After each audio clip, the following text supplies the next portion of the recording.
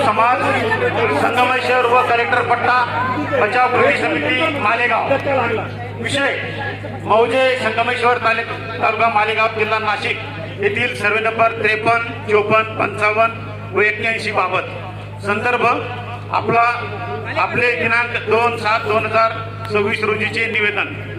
उपरोक्त संदर्भीय विषयान्वये आपण मौजे संगमेश्वर सर्वे नंबर 53, 54, 55, 56 व 81 चे आरक्षण कायम करण्यासाठी महानगरपालिकेत ठराव पारित करून आरक्षण कायम करावे व भूमाफिया नबी अहमद यांच्या बेकायदेशीर मालमत्तावर उच्चस्तरीय चौकशी स्थापन करून त्याची मालमत्ता सरकार जमा करण्याबाबत विनंती केलेली आहे. त्या अनुषंगाने खालीलप्रमाणे माहिती सादर करण्यात येत आहे. अर्जदार श्री नबी अहमद अब्दुल्ला अन्सारी, श्री कमर खान, नसीम खान व इतर 12 यांनी दिनांक 3/3/2022 रोजीच्या महाराष्ट्र प्रादेशिक नियोजन व नगररचना अधिनियम 1966 चे कलम 127 अन्वये खरेदी सूचना मालेगाव महानगरपालिकेस दिलेली आहे. उक्त खरेदी सूचना प्राप्त झाल्यानंतर भूसंपादनाची कारवाई सुरू करण्यासाठी नगररचना शाखेने महासभा ठराव करण्याकामी माननीय महासभेकडे प्रस्ताव सादर केला होता.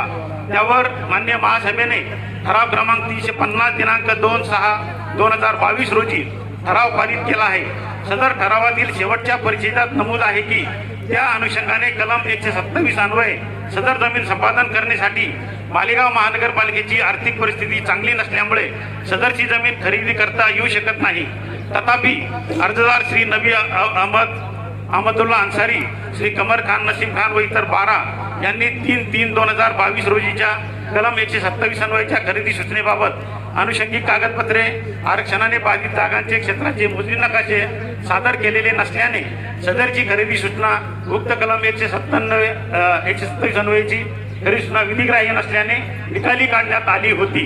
अर्जदार यांनी दिनांक 23/8/2022 रोजीच्या अर्जान्वये मौजे संगमेश्वर सर्वे नंबर 53, 54, 55, 56 व 81 येथील विकास योजना रस्त्याने बाधित क्षेत्र वाटाघाटीने चर्चा करून संपादित करण्याबाबत विनंती केली होती.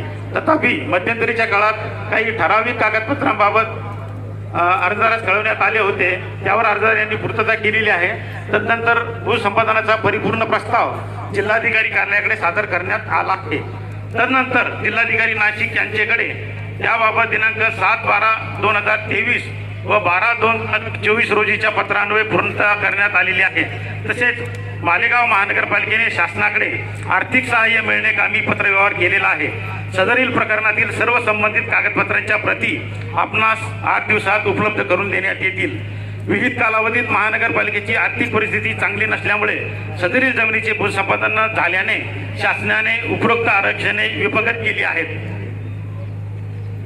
आपण निवेदनात नमूद केलेले श्री नबी अहमद यांनी शेतकरी नसताना शेकडो एकर जमीन खरेदी केल्याबाबत नमूद केलेले आहे. सदरील बाब महसूल विभागाशी संबंधित असल्याने याबाबत त्यांच्याशी पत्रव्यवहार करण्यात येईल. आपले आजचे दिनांक 2/7/2026 रोजीचे निवेदनातील मागणीनुसार शासनाकडे प्रस्ताव सादर करण्यात येईल. तसेच सध्या मालेगाव शहराच्या विकास योजना आराखड्याचे काम सुरू आहे. यामध्येही आपल्या निवेदनानुसार विचार विनिमय करण्याबाबत मेहरबान महासभेपुढे प्रस्ताव सादर करण्यात येईल. या कामी अंतिम निर्णय शासनाच्या नगरविकास विभागाकडून होत असल्याने त्यांच्याकडे याबाबत पाठपुरावा करण्यात येईल. तरी आपले आंदोलन स्थगित करून महापालिका प्रशासनास सहकार्य करावे ही विनंती. यामध्ये असलेल्या सगळ्या गोष्टी बघता याच्यातून कोणताही विश्वासक उत्तर आपल्याला मिळालेलं नाही. आम्ही मान्य आयुक्तांना विनंती करतो की घेईल, करू, भविष्यात बघू यासारख्या कोणत्याही गोष्टी आम्हाला चालणार नाही. आज महासभा आहे, आज ते उत्तर आम्हाला मिळालं पाहिजे तरच आम्ही इथून जाऊ. एक गोष्ट सांगा, आयुक्त साहेबांनी आता एक प्रकारे कथा वाचन केली. पण या कथेचा खलनायक कोण आहे? या कथेमध्ये 5 कोटी रुपये कोणी घेतले? या 5 कोटीचा खुलासा करायला पाहिजे. हा पैसा हे 5 कोटी देण्याशिवाय हा व्यवहार झालेला नाही ही तुमची दिशाभूल आहे. बंधूंनो, मी एक विषय सांगतो, लक्षात घ्या. मच्छर हमको काटता है ये उसका जुनून है. मच्छर हमको काटता है ये उसका जुनून है. कि हम खुजली करते हैं, हमको सुकून मिलता है। मच्छर उसको काटता है, ये उसका जुनून है। हम खुजली करते हैं, हमको सुकून मिलता है, मगर हमको उसको क्यों नहीं मारते? उसके अंदर हमारा खून बसा है।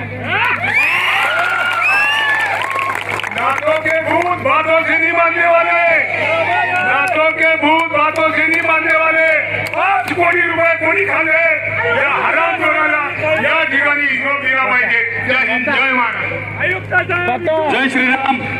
आता जे कथा वाचन आपण ऐकलं, मालेगाव महानगरपालिकेकडे आमची एक सकल हिंदू समाज आणि संगमेश्वर कलेक्टर पट्टा बचाव संघर्ष समितीच्या वतीने मागणी काय होती का 52, 53, 54, 55, 56, 81, 82 या सर्वांवर जे आता त्यांनी 2006च्या विकास योजनेमध्ये जे आरक्षण स्पोर्ट कॉम्प्लेक्सचं ठेवलेलं होतं, ते स्पोर्ट कॉम्प्लेक्सचं आरक्षण आता म्हणजे आता नियमित करायचं पत्र द्या, नाहीतर इथून सकल हिंदू समाज उठणार नाही.